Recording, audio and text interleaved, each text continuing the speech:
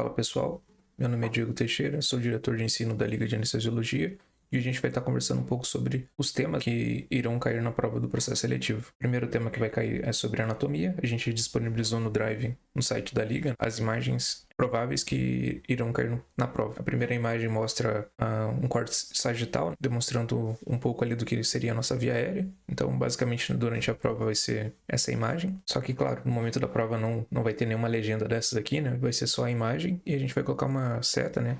Apontando para alguma estrutura e vocês vão ter que falar o nome dessa estrutura pra gente na prova, né? Fiquem tranquilos que vai ser de múltipla escolha. Qual que é a importância dessa imagem pra gente como anestesiologista? O anestesiologista é o cara que ele mais tem que dominar, né, o manejo da via aérea e conhecer essas estruturas anatômicas é de fundamental importância. Aqui tem dois exemplos de manobras que a gente acaba utilizando, né, para desobstruir a via aérea. Aqui, por exemplo, tem essas duas manobras, né, que é o chin lift e o jog thrust, que são manobras que a gente acaba utilizando para desobstruir a via aérea do paciente, em uma situação, por exemplo, que ele está com rebaixamento de nível de consciência, ou até um efeito dos fármacos que a gente acaba utilizando durante a anestesia. Não se preocupem que essas manobras não irão cair na prova, é só por título de conhecimento mesmo. Essa imagem aqui é o sonho de todo anestesiologista. Em uma laringoscopia, né, quando a gente vai entubar um paciente, é essa imagem que a gente quer ver. Claro que no dia a dia a gente não vê essa imagem bonita desse jeito, mas levando em conta aqui a imagem, é o mesmo esquema da imagem anterior. A gente vai assinalar alguma coisa para vocês aqui, uma estrutura, e vocês vão ter que falar o nome dessa estrutura pra gente na prova.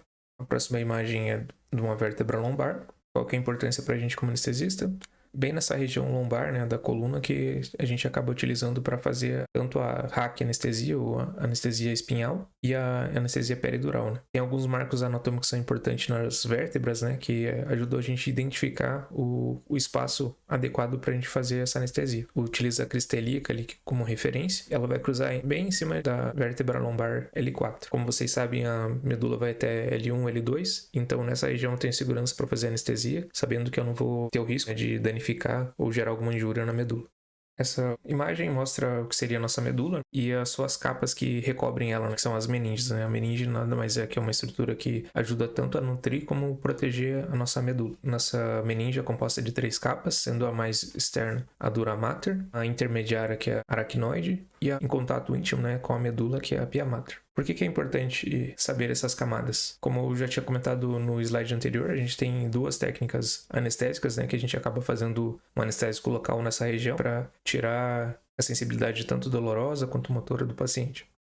Serão esses 4 tópicos principais, mas na prova de vocês vai cair os 3 primeiros tópicos, que seriam ventilação pulmonar, difusão. A ventilação pulmonar nada mais é que essa troca de ar que a gente tem com a atmosfera e o nosso sistema respiratório. A difusão nada mais é que a passagem de tanto do oxigênio quanto o dióxido de carbono. A difusão nada mais é que o nosso processo de hematose, né, que é a transferência do oxigênio do alvéolo para o sangue e do CO2 do sangue para os alvéolos. E o transporte do oxigênio e do CO2 no nosso sangue. Aqui a gente tem essa imagem anatômica, né, que seria das vias aéreas superiores e vias aéreas inferiores, e nosso pulmão. O direito ele é composto por 3 lóbulos e o pulmão esquerdo apenas de 2 lóbulos. Falando um pouco sobre a musculatura que envolve nossa caixa torácica, que vocês têm que levar em conta, que é o músculo principal, né, que é responsável pela nossa respiração, é o diafragma, o sobreviário do paciente, né, que laringe, né, a traqueia, fazendo essa divisão na carina aqui em bronco principal direito e bronco principal esquerdo, até chegar em brônquio lobar, e ele vai se dividindo até chegar em bronquíolos terminais e alvéolos, que de fato é onde vai ocorrer o processo de troca gasosa. Nessas outras regiões eu não tenho um processo de hematose. Podemos observar que como os alvéolos, né, eles têm uma ampla rede de capilares envoltos em torno deles para fazer esse processo de difusão. Para quem gosta de histologia, aí a gente tem uma imagem mostrando de perto o que serão nossos alvéolos. O alvéolo, como vocês sabem, a gente tem 2 tipos de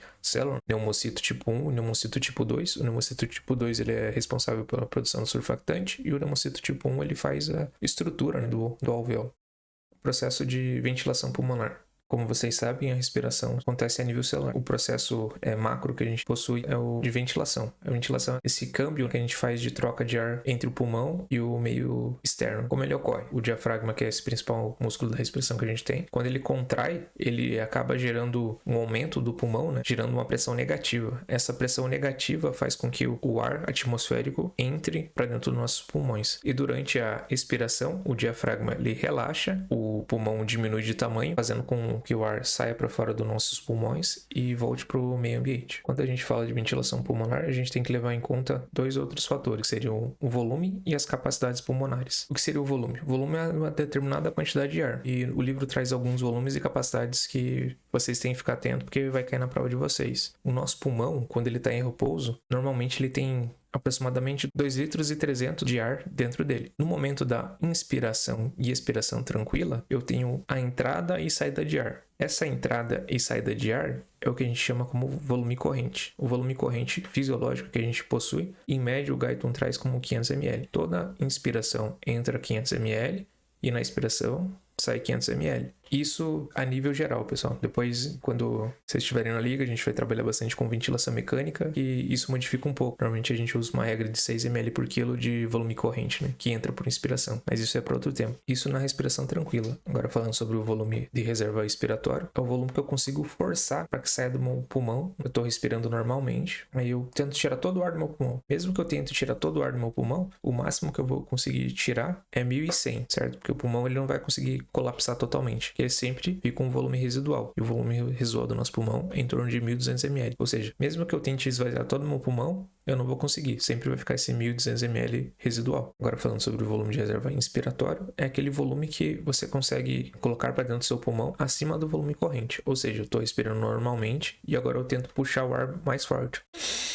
O máximo de volume respiratório que eu consigo colocar são 3 litros. Esses são nossos volumes. Agora, quando eu falo de capacidade pulmonar, capacidade normalmente é quando eu somo dois volumes, né? E esses dois volumes geram uma capacidade. Por exemplo, pensando em capacidade total pulmonar, é todo o volume que eu consigo colocar dentro do meu pulmão, que é em torno de 5 litros e 800. Já quando eu falo de capacidade residual, seria meu volume residual mais meu volume de reserva expiratória. Minha capacidade residual funcional é de 2 litros e 300. Agora, alguns conceitos para vocês. Volume corrente, a gente já falou que seriam 500 ml, aquele volume que entra e sai da nossa inspiração e expiração normalmente. Outro conceito seria o volume minuto, que nada mais é que a quantidade de novo ar que é levado para o interior das minhas vias aéreas durante o período de 1 minuto. Tem que fazer essa regrinha, né? Que é o cálculo do volume minuto, que seria a frequência respiratória vezes o volume corrente. Um exemplo para vocês. Vamos pensar que o nosso paciente está com 12 incursões respiratórias por minuto. Ele vai ter em torno de 6 litros de volume minuto de ar novo que está entrando no pulmão dele. Por quê? A fórmula é a frequência respiratória, que nesse caso aqui é 12, vezes o volume corrente, que o nosso volume corrente, como a gente sabe, é 500 ml. Então, 12 vezes 500 seria 6 litros. Só que aí vem outro conceito. Que é o espaço morto. O que seria o espaço morto? O espaço morto é uma área do sistema respiratório que não faz hematose, ou seja, ele não faz troca gasosa. Aqueles 500 ml que entram no meu pulmão, que é o volume corrente por inspiração, desses 500 ml, todo esse volume não chega até o pulmão. Um pouco desse volume vai ficar aprisionado aqui nas vias aéreas, por exemplo, na traqueia, nos brônquios, e essas regiões não faz troca gasosa. Então, o ar que está armazenado nessa região aqui, a gente chama de espaço morto. No adulto, o espaço morto é em torno de 150 ml. Aí vem mais um conceito, que seria o volume minuto alveolar. O que seria isso? É o volume total de novo ar que entra nos alvéolos em áreas adjacentes de trocas gasosas a cada minuto. Resumindo, é a quantidade de ar que chega nos nossos pulmões e consegue fazer a troca gasosa, ou hematose. E para calcular o volume minuto, é essa fórmula aqui, que é a frequência respiratória vezes o volume corrente menos o volume morto, que seria o espaço morto, que é a mesma coisa. Ficou confuso? Vamos entender em detalhes. Vamos, por exemplo, pegar um paciente que ele está com a frequência respiratória de 20, certo? A gente sabe que o volume corrente é aquela quantidade que entra e sai dos nossos pulmões, são 500 ml, e o espaço morto é 150 ml. Ou seja, daquele volume corrente que entrou aqui no nosso pulmão, não vai ser todo esse ar que vai conseguir chegar aqui no nosso pulmão e fazer troca gasosa, porque um pouco vai ficar aqui nas vias aéreas, nessa região que não faz troca. Então o que a gente faz? A gente subtrai. Pega o 500 do volume corrente e tira os 150 do espaço morto. Ou seja, o ar efetivamente que chega no meu pulmão a cada inspiração seria 350 ml. Dito isso, sabendo que então, o ar que chega para fazer uma nova troca gasosa seria 350 ml. Eu faço esses 350 ml vezes a frequência respiratória. No caso aqui, 20 vezes 350. E daria esse total aqui de 7 litros, que seria meu volume minuto alveolar. Não se confundir com volume minuto. Quando eu falo só volume minuto, eu estou falando a quantidade total de ar que entra no meu pulmão durante 1 minuto, sem levar em consideração o espaço morto, né? A difusão. A difusão nada mais é que esse câmbio, né, de moléculas de um compartimento para o outro. E quando eu falo de difusão no sistema respiratório, eu estou falando de hematose. E a difusão, em fisiologia, a gente tem difusão ativa e difusão passiva, né? Sendo que a difusão ativa a gente tem um gasto de energia e difusão passiva não tem um gasto de energia, porque ela segue um gradiente de concentração. E no caso, a difusão que acontece no sistema respiratório é uma difusão passiva, sem gasto de energia, porque ela segue um gradiente de concentração. E como funciona isso? Por exemplo, a gente tem muito mais oxigênio no ar ambiente do que no sangue. Então, por difusão passiva, o oxigênio ele sai do alvéolo e adentra a corrente sanguínea. Aí ele vai circular por todo o nosso corpo, o oxigênio vai ser difundido, né, para os tecidos para que ele consiga fazer a função, que ajuda no metabolismo celular. Depois que as células utilizam o oxigênio para o seu metabolismo, elas geram um dejeto, que seria o CO2. Esse CO2 ele cai novamente na corrente sanguínea pelo lado venoso e volta lá para o meu pulmão. Como a concentração de CO2 que eu tenho no meu sangue é muito maior do que eu tenho dentro do meu alvéolo, o CO2 ele sai do sangue e vai para dentro do alvéolo e vai ser exalado na expiração. Bem, agora que a gente entendeu como funciona a difusão, é necessário a gente entender como acontece o transporte tanto do oxigênio quanto do CO2 no nosso sangue. O oxigênio ele é transportado basicamente por nossas hemácias ou eritrócitos. 98% do oxigênio que é transportado no sangue, ele está ligado à hemoglobina. E 2% ele fica dissolto, né? Ele fica dissolvido no plasma. Já quando eu falo de CO2, ele tem 3 mecanismos de transporte no nosso sangue. O principal mecanismo de transporte do CO2 é a conversão dele em bicarbonato. Então, 70% do CO2 é transportado no nosso sangue na forma de bicarbonato. 7% fica dissolvido, né, fica livre no nosso plasma. E 23% é transportado através do eritrócito, da hemácia. O coração ele faz parte do sistema cardiovascular, né? O sistema cardiovascular é um sistema com uma bomba, né, que é o coração, e canos, né, que são as artérias e as veias, que tem a finalidade de fazer com que o sangue flua no sentido unidirecional. E o sangue nada mais é que um componente líquido que a gente tem, que ele tem uma parte sólida, que são as células, né? E a principal célula que a gente tem são as hemácias, também conhecido como os eritrócitos, que carregam oxigênio, e outros nutrientes que a gente tem dispersos no plasma, né? E o coração, didaticamente, a gente consegue separar em 2 corações, né? O coração possui 2 átrios e 2 ventrículos, né? Separado por tabiques, os septos, né? A gente consegue perceber que, de maneira geral, né? Para que vocês entendam, né? Todo vaso que chega no coração é uma veia. A regra é que ele seja essa veia, né? Esse vaso que está chegando no coração está trazendo sangue rico em CO2. E os vasos que saem do coração são considerados como artérias, né? Transportam sangue rico em oxigênio. Tem uma exceção a essa regra, né? Que a gente vai observar aqui agora, que é na circulação pulmonar. Vamos falar de maneira geral agora da circulação sistêmica. A circulação sistêmica, nada mais ela começa no ventrículo esquerdo, quando o coração sofre uma sístole, que é essa contração, faz com que 70 ml de sangue seja ejetado através da artéria aorta pro cordão. Esse sangue sai da artéria aorta e vai se ramificando em artérias cada vez menores até chegar em arteríolas e depois em capilares. Os capilares vão estar muito mais próximos ao interstício, né? Ao líquido extracelular, que vai fazer com que o oxigênio e os nutrientes passem por difusão, né, para as células. Depois que a célula fez todo o processo metabólico, utilizou oxigênio, principalmente glicose, né, para gerar ATP, que é a energia que a gente utiliza, né, nossa moeda de energia, acontece que é a formação de um substrato, né, que é o CO2. Então esse CO2 passa por difusão para as vênulas. Depois as vênulas vão se transformar em veias e as veias vão ficando cada vez maiores até chegar aqui no nosso átrio direito, sangue rico em CO2 do nosso organismo, num processo que a gente conhece como pequena circulação. Pequena circulação começa com esse sangue chegando no ventrículo direito através de uma artéria, que é o detalhe, pessoal, através da artéria pulmonar, esse sangue que está rico em CO2, né, essa é a exceção, levar para o pulmão, onde vai acontecer um processo que a gente chama como hematose. Hematose nada mais é que a troca, né, de CO2 pelo oxigênio que acontece no pulmão. Depois que esse sangue foi reoxigenado novamente, ele vai chegar pelo coração. É um vaso que está chegando no coração, então é uma veia, só que ao invés de ser um vaso, uma veia, né, sangue rico em CO2, vai estar transportando um sangue rico em oxigênio. E aí acaba a pequena circulação. Processo também. Que o ciclo cardíaco nada mais é um ciclo, ele é composto de uma sístole e de uma diástole. O que acontece nesse processo, né? A diástole, né? A diástole ventricular nada mais é que o relaxamento do músculo. Por que ele relaxa? Porque ele vai receber sangue. E na diástole ventricular, esse ventrículo ele começa a relaxar para ele receber o aporte de sangue. Você consegue separar essa fase de diástole em basicamente 3 fases, mas são 2 fases que vocês têm que pensar agora. A primeira fase que é o enchimento rápido, né? Como o coração está relaxando, ele está mais flácido, as válvulas atrioventriculares vão estar abertas, o sangue ele vai passivamente entrar para dentro do ventrículo. 80% desse sangue entra rapidamente. E os outros 20% vem da onde? Vem da sístole atrial, que é a sístole atrial, os átrios eles funcionam como bomba de escorvas, né?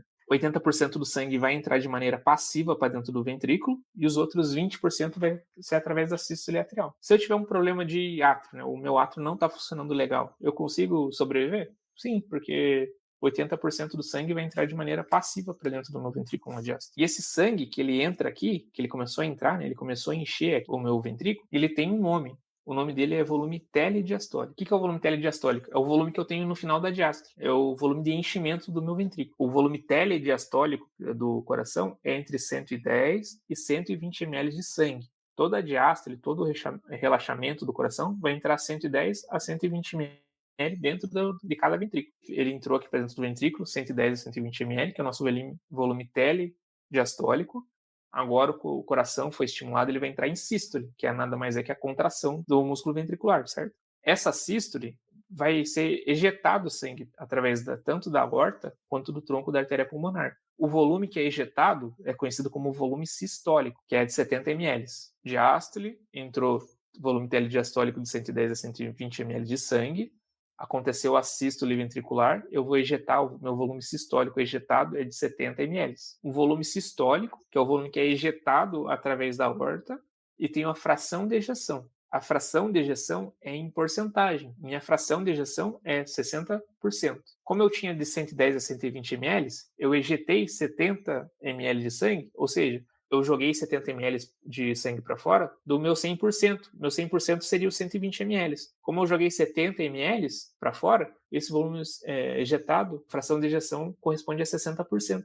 A fração de ejeção do meu ventrículo é 60%. O volume sistólico que é ejetado é 70 ml. Então, vem o meu 110 a 120 ml, volume telediastólico, sístole ventricular, esse volume de sangue foi ejetado, 70 ml, fração de ejeção de 60%, ficou um sangue residual ali. Esse sangue residual recebe um nome também. O nome desse sangue residual que fica dentro do ventrículo, ele é chamado de volume telesistólico, que é em torno de 40 a 50 ml.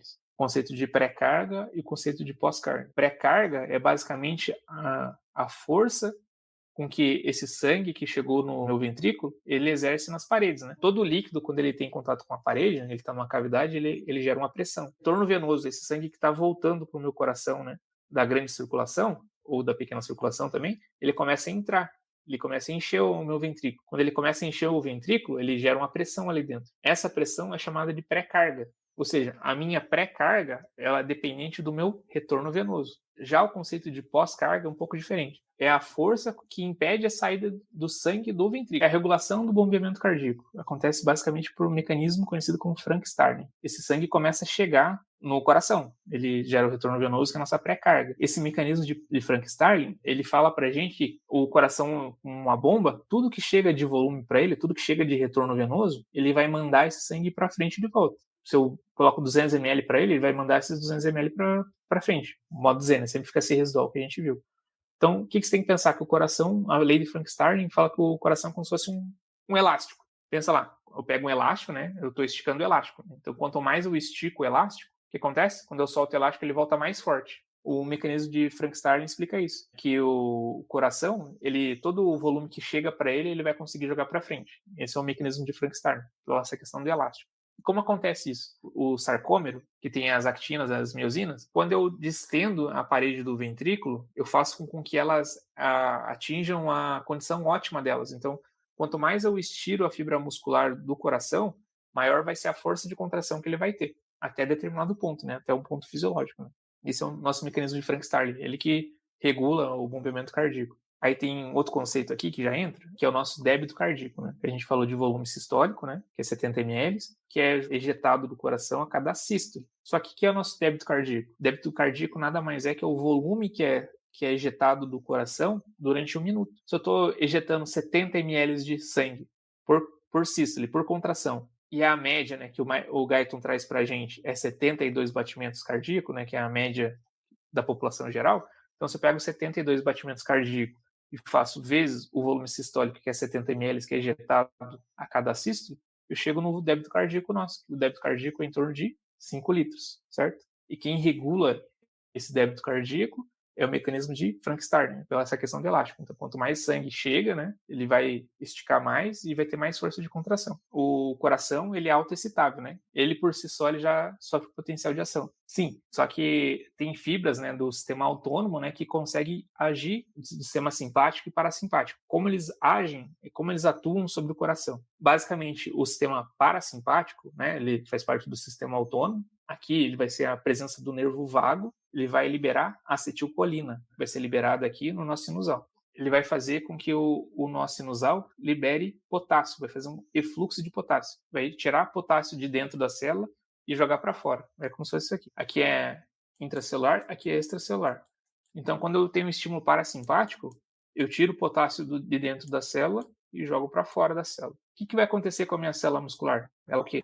Mais positiva ou mais negativa? Eu estou perdendo carga positiva, certo? Então, minha célula vai ficar mais negativa. A minha célula vai sofrer uma hiperpolarização, vai ficar mais negativa. Resumindo, o sistema parasimpático, através da acetilcolina, vai fazer com que minha frequência cardíaca diminua. Já o sistema simpático, o neurotransmissor que ele utiliza, né, para se comunicar com o coração, é outro. Aqui o parasimpático utiliza acetilcolina. Já o sistema simpático, ele vai se comunicar com o coração através da noradrenalina. Então, a noradrenalina é um neurotransmissor do sistema simpático. E o que o sistema simpático vai fazer atuando sobre o coração?